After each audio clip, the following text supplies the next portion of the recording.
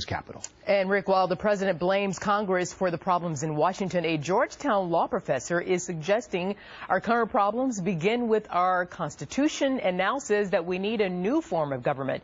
Benkie is here. She's a Republican strategist and former campaign aide to President George W. Bush. Mark Hanna is a Democratic strategist for former campaign aide for President Obama. Good to see both of you. Happy New Year. Happy New Year. Well, listen, I'm going to start Happy New Year. Happy New Year. I'm going to start with Didi on this one. Listen, I'm a big fan of HGTV, love all sorts of makeover shows, but really, do we need to make over the Constitution, or is this a ludicrous notion?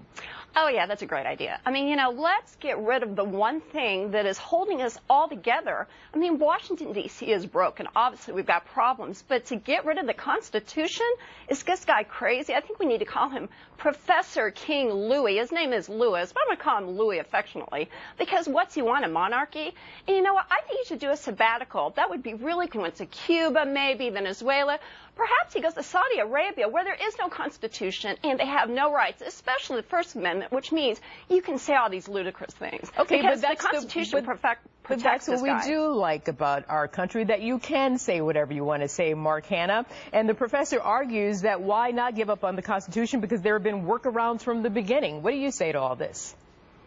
Right, I think if you love our country and love our Constitution, you have to, by definition and necessarily, support this professor's right to freely express his criticism of the Constitution. It's sort of enshrined within the Constitution itself in the First Amendment, his right to free speech. Look, the Constitution is the most sacred document, a sacred text our country has. There's a reason that presidents become presidents when they swear to defend the Constitution, and when citizens become citizens, they have to ask or answer questions about the Constitution.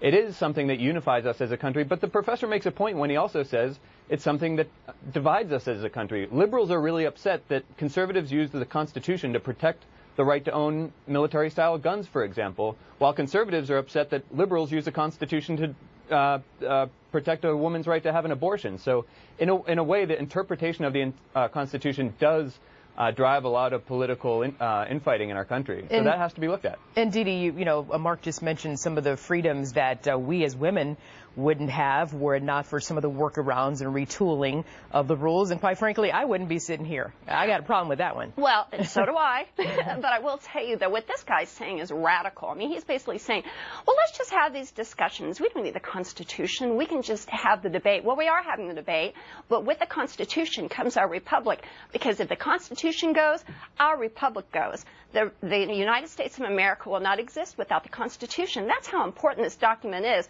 I mean, this guy wants to blame James Madison. That's a really sad sentiment, though. This is a.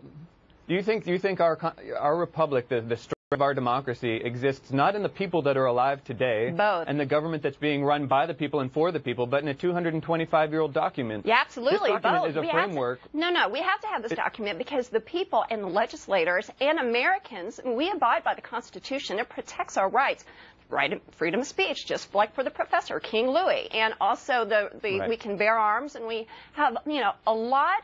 We owe a lot to this Constitution and also to the forefathers. So yes, we absolutely need to keep it and respect it. And things have changed, but bit by bit, this guy wants to get rid of it altogether. No, Didi, he does say, the professor. Hang on, Mark, I'll let you respond to this. The professor says that we should continue to follow certain commands of the Constitution, the ones he picks, out of respect, not obligation. Go ahead, Mark.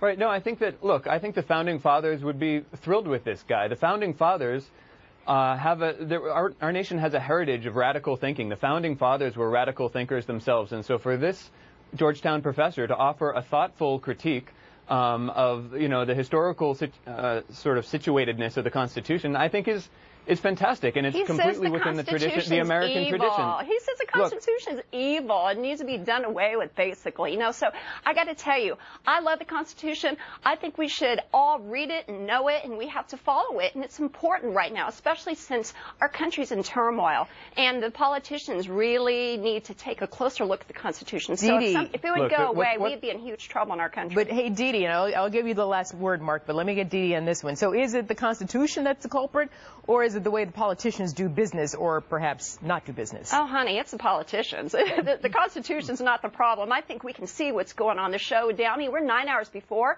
and everyone's trying to get ready for New Year's Eve, and these guys don't have it together.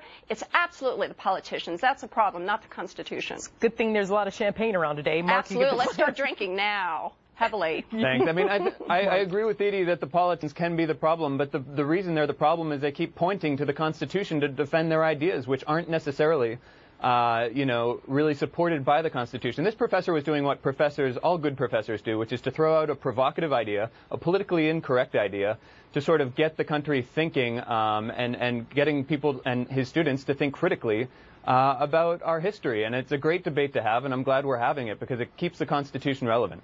Mark Hanna, Dee Benkie, I've got to end it there. Happy New Year to both of you. Good health and much prosperity. Okay, thanks, guys.